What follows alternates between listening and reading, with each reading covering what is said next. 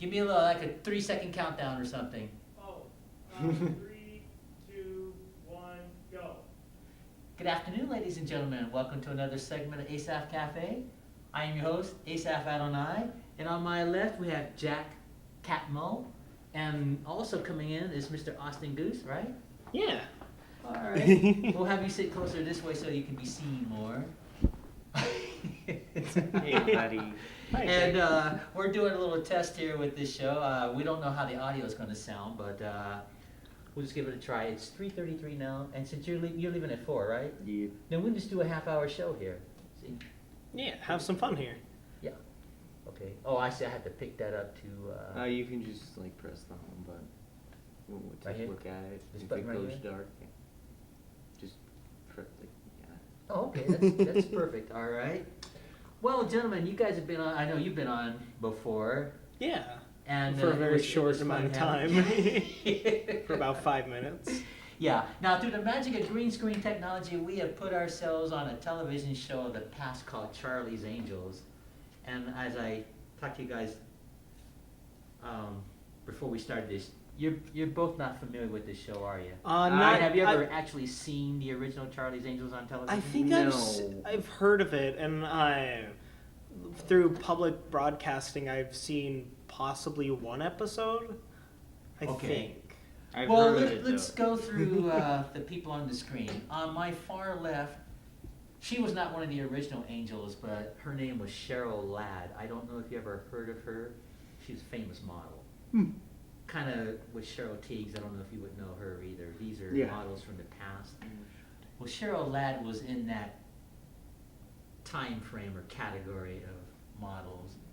And then the actor on the top left, his name was David Doyle. He was what you would call an assistant to the Angels. And they had a boss named Charlie that you never saw him. It was just a little electronic box that would give the Angels their assignment. Where it's sort of like Mission Impossible, if I describe it. You remember the original Mission Impossible?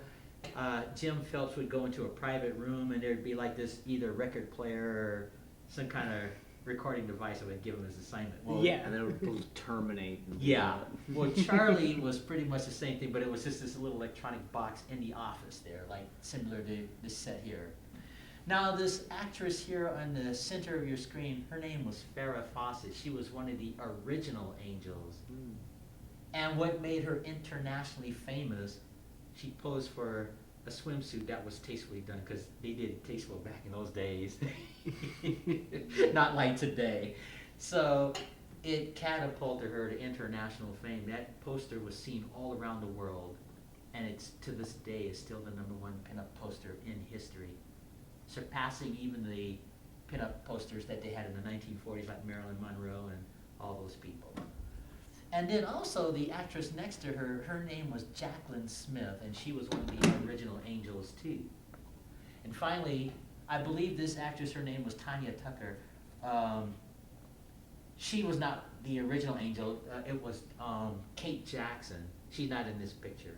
So it was Kate Jackson, Jacqueline Smith, and Farrah Fawcett. They were the original Angels on this series here. And then, of course, as time went by, they switched actresses and so on. Now, this show was on for 5 seasons, Wow. which was pretty remarkable for that time period. I'll play some chords here. And this show was groundbreaking because they didn't have female actresses in lead roles playing detective series at that time. So that's what made this show groundbreaking. And like that intro I showed you on the computer in the other room, the characters they played, they graduated from the police academy and were assigned hazardous duties. A secretary on one scene, and one was a crossing guard for children, and the other just stuck tickets on the window. Right? That's a real good job to have when you graduate from the police academy. And so Charlie Townsend, he owned the Townsend Agency, and he was aware of these 3 ladies, and he's like, I'm going to put them to work, and they're going to be real detectives. So they were carrying guns and so on. So they were taken from the police academy from those menial jobs to lead detectives. That's what was so groundbreaking about this show. And of course, they went on to make I think 2 films based on this series here called Charlie's Angels. One of them was Charlie's Angels Full Throttle that had Drew Barrymore, the actress. I think you know her. Drew Barrymore. Never heard And of her. I can't think of the other actor's name. Current. If it comes to me, I'll mention her name. Oh yeah, it was older Kate Jackson. I'm sorry, not Kate Jackson. Jacqueline Smith. And I think Cameron Diaz was in one of the Charlie's Angels movies too. Hmm. The first one came out in 2000, and the second one came out in 2014. Both called Charlie's Angels, based on the show, but of course it is a little bit more fancier. Was As it you good know. or bad? Well, I haven't seen the newer ones, but I assume they're pretty good. I want to say Wesley Snipes, the actor, was in one of them too, but don't quote me on that. Martial arts actor. Oh, what else did he African play in American. Wesley Snipes? Oh gosh, he's done just a ton of movies. I couldn't even think of them all. I'd have to have a list, but he's a martial arts expert in real life. I think he's done a lot of kung fu movies. Well, not kung fu movies, but just using this kung fu and Stunts, yeah. Stunts. Yeah, it's the way to. I don't know whose water this is here. Oh, It might this is be James. mine. That might be yours. So anyway, so for the television audience, I don't know, the younger generation may not remember Charlie's Angels, but it really was popular in its time. You guys have a favorite detective series? Sherlock Holmes, or I think it's called Yeah, there- Sherlock. Oh the yeah, new- I'm familiar. the new with it. one. Yeah, that's the out. new one. Yeah, with Lucy Liu, right? I think so. Yeah, that's based on the Sherlock Holmes. Yeah, the television. Now you do realize that goes back into the 1940s, don't you? Yeah. Yeah. Yeah. Okay. Well, the first actor to play Sherlock Holmes was an actor named Alan Napier. He plays Alfred on the Batman television series with Adam West. Ah. The older guy, the butler. Well, when he was a young man, he was the first Sherlock Holmes. Nice. I think it goes back to 1948, I believe. And this is before that version that you see on MeTV. You know that black and white series? Yeah. Well, Alan Napier goes before that, if I'm getting my facts correct on that. Wow. So, yeah, Sherlock Holmes goes way back. And I think a lot of people like the Sherlock Holmes that's on MeTV, the black and white series there. So, but whatever your favorite Sherlock Holmes character, it goes back. So that TV show that they have, Sherlock, it's based on that, but this is more fancier, this newer one, obviously, because they have to keep it current and that sort of thing. So, They do go back in time, like. well, in yeah, that but center. but I mean, as far as the series itself, to keep it current and relevant for today. Now, what about Law and Order? You guys like Law and Order? Nah, it's sort of getting just bad for me. But Let me play that for you. You recognize it? yeah, The Law and Order.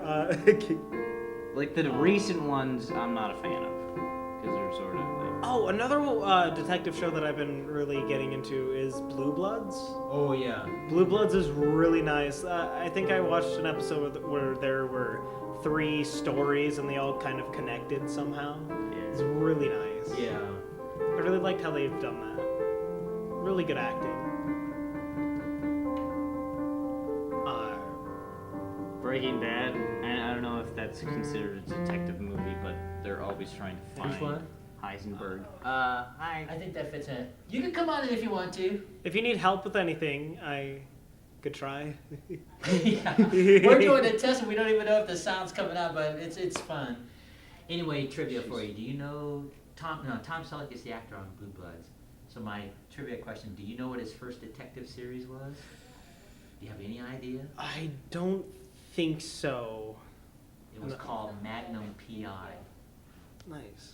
That was his first detective series, and it was nothing like Blue Bloods, obviously, as far as the action and the scenes and so on. Come on in. Hello. That's fine. What do you need help with? Yeah, yeah. well, Want me to? I'll come up. okay. I'll be right back. Well, I just talked to you for a moment. But anyway, Tom Selleck's show was called Magnum P.I., and it was based in Hawaii, kind of like the original Hawaii Five-0. Yeah. And they lived on an estate, and Selleck's character was just a private investigator, and he went on cases and they solved crime, but it was very, very primitive in comparison to Blue Bloods and some of the newer stuff like CSI and some of those shows. Also, the guy that's the coroner on, I think it's CSI, the coroner guy, I can't think of his name, but he had his own show when he was a young man too, similar to Tom Selleck. It was a show called The Man from U.N.C.L.E., which I don't think you've Yeah, I've heard of it. Yeah, they made a big, huge movie on it. I saw it. It was a bit confusing for me, but. Well, that's just a new movie, but the television show, they had an original television show back in the 1960s called The Man from U.N.C.L.E., and that was really, really primitive. Yeah. But the coroner was the lead actor at that time when he was a young man. The guy that examines the bodies for Mark Harmon on that CSI show, and they have that young lady with the pigtails, the black hair, that solves the computers and does all the stuff in the computers. Okay. But it just goes to show you that time goes by, and these actors, they're doing certain roles when they're younger, and then when they're like middle aged, they're kind of forgotten because of the younger generation coming up, like Mark Harmon and all the rest of these people. So that's just some trivia for you there. But The Man from U.N.C.L.E., that was considered groundbreaking for its time as far as the spy genre, because in the 60s they had a bunch of spy shows. I don't know if you know them. Yeah. Shows like I Spy. Have you ever heard of that? Yeah. The original I Spy? It's a game, I think. Yeah. You can come on in and be a part of this if you'd like. Are you sure? I love it. If I had a little more time, of course.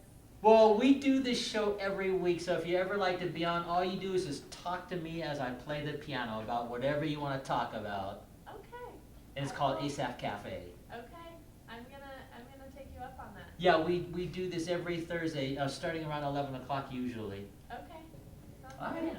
See you guys. Have a wonderful day. Thank you. See ya. Well, we were just talking about spy shows in the past. The Coroner, that's on CSI with Mark Harmon. They got, I can't think of his character's name, the guy that prepares the bodies and so on. He's a middle-aged guy, middle-aged fella. Well, when he was a young man, he had his own show. It was called The Man from U.N.C.L.E. He was the lead on that in the 1960s.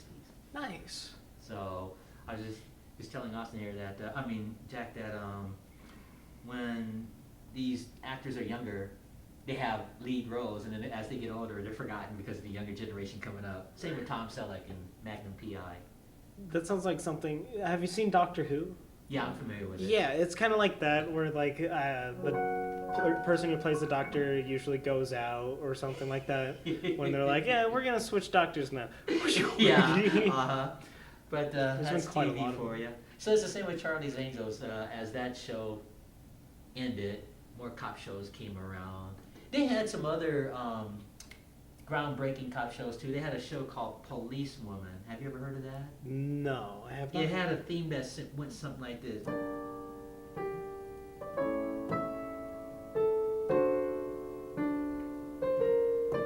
You ever heard that? I think I've heard that before. It sounds quite similar. Or I recognize it. Yeah, and there are a lot of other cop shows that have passed, like with Dick Van Dyke, Diagnosis Murder. Are you familiar with that? No. It goes something like this. I'm sorry, wrong chord.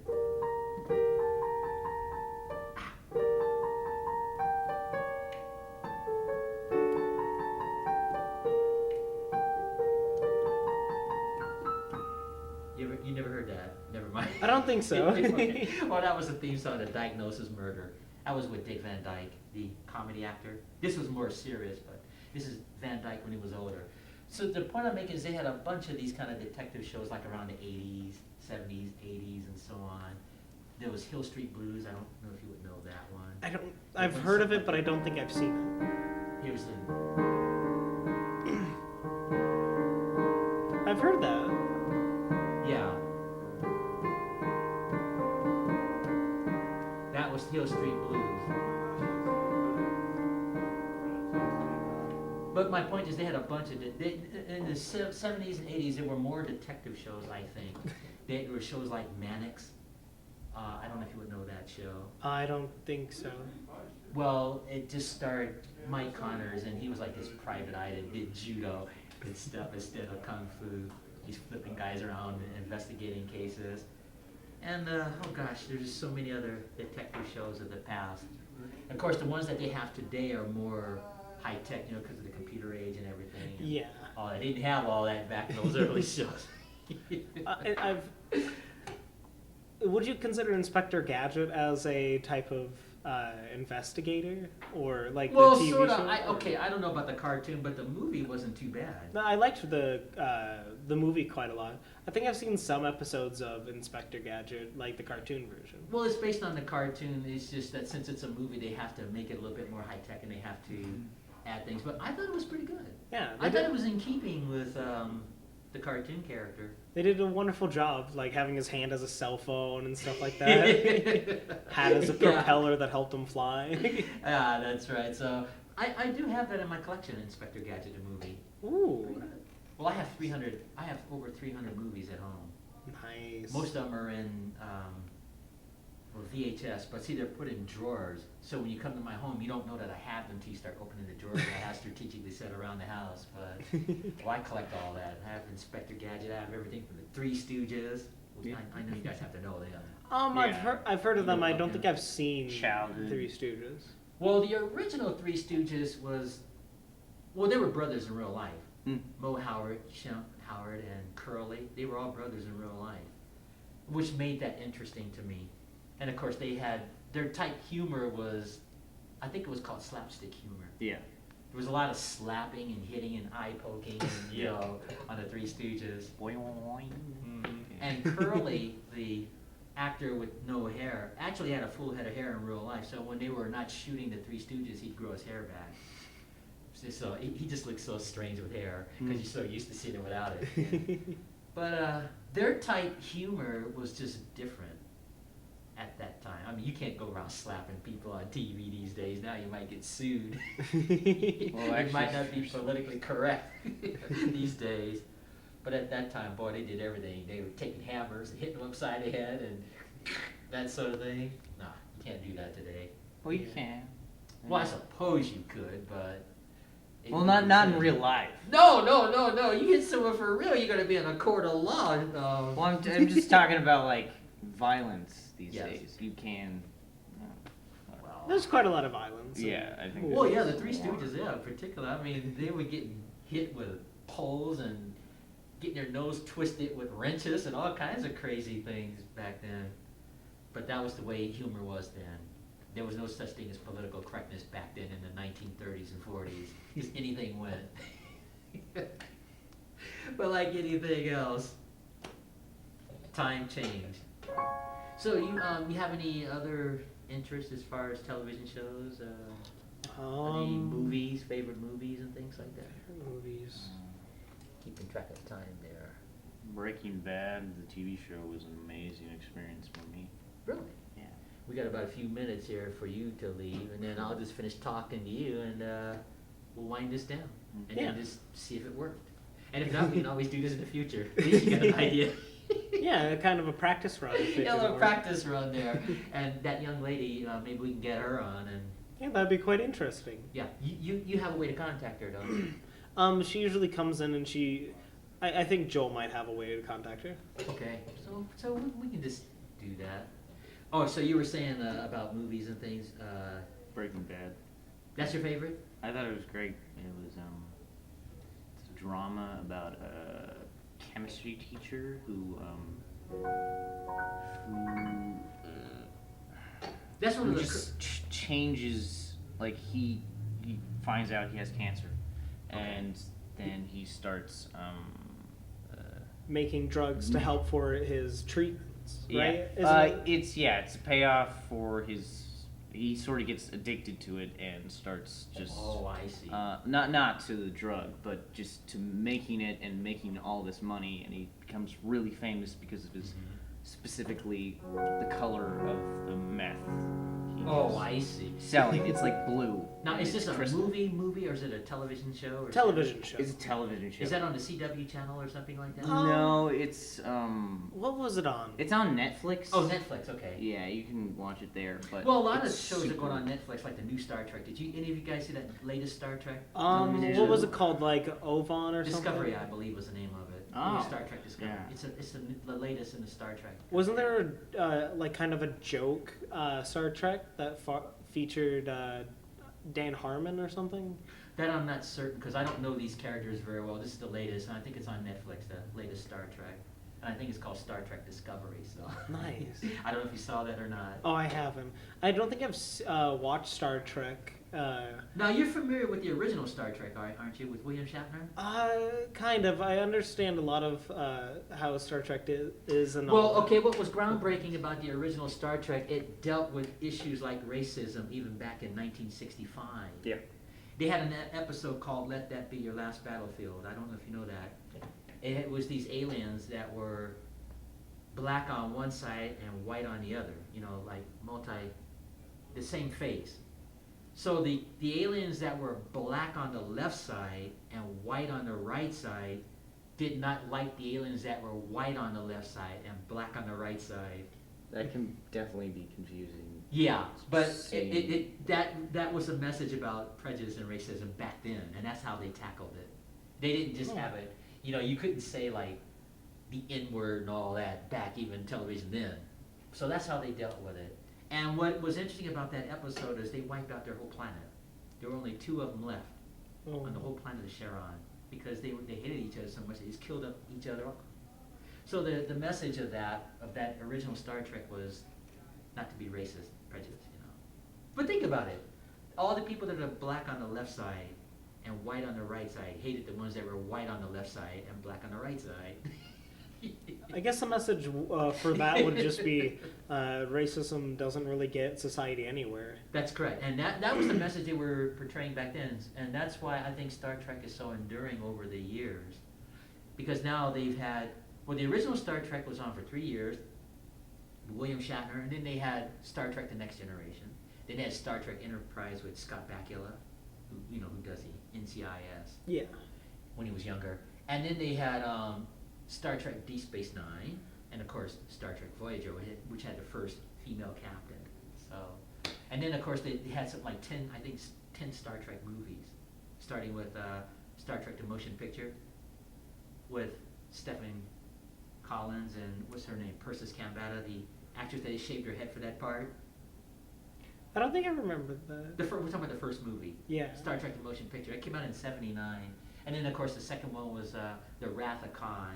Yeah. It was based on the TV series and all the other movies. So that's kind of the mild history of Star Trek.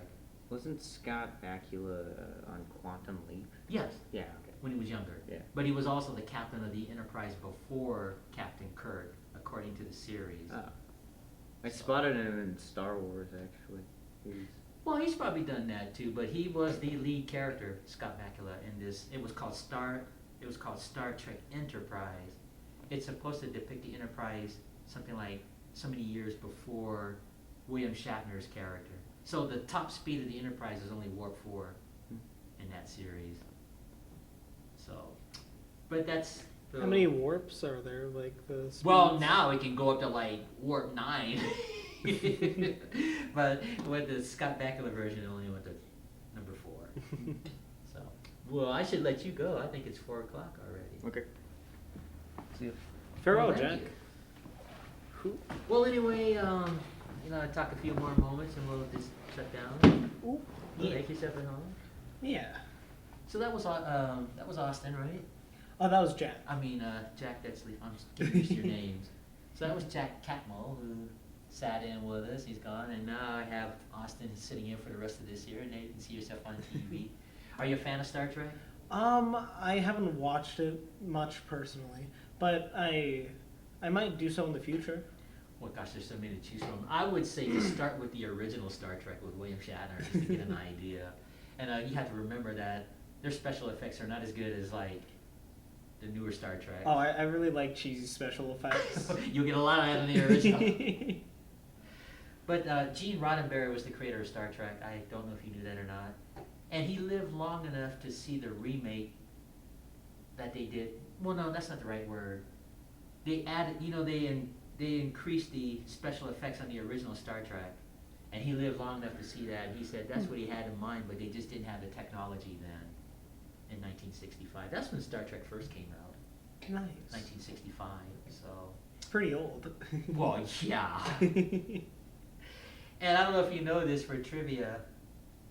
You know how when they introduce a new television show, it's called a pilot episode Yes. that starts the series?